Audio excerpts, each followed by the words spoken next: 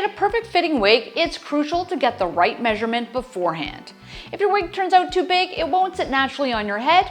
It could shift around too much. If it's too small, it might not even make it on your head in the first place. To avoid the disappointment and loss of investment of an ill-fitting wig, grab your measuring tape and marking tool and let's get started. First, and perhaps most important, you need to measure your head circumference. Your circumference is what wraps around your entire head. Now, to find out where you even begin or where your hairline should be, use your 4-finger rule.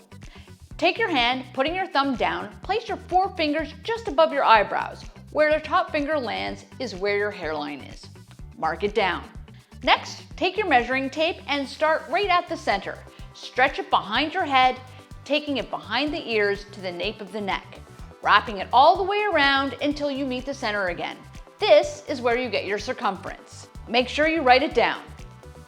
Second step is to measure your front to nape, which is technically your front to your back. You're going to take your measuring tape and where you marked the center of your hairline, start there and move it all the way to the end or to the top of the neck. That will be your front to back or front to nape measurement. Now let's measure ear to ear across the forehead. Take your measuring tool and put it right behind your ear.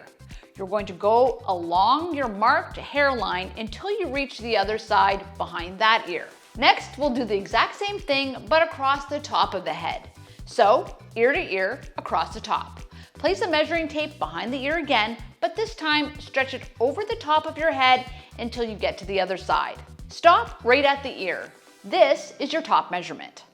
Next step is to measure temple to temple around the back. Take your measuring tape and place it at the temple. Bring the measuring tape all the way around the back, level with your temple, and go around to the other side. This is your measurement left to right, temple to temple across the back. Finally, we have the last measurement, which is the nape of the neck.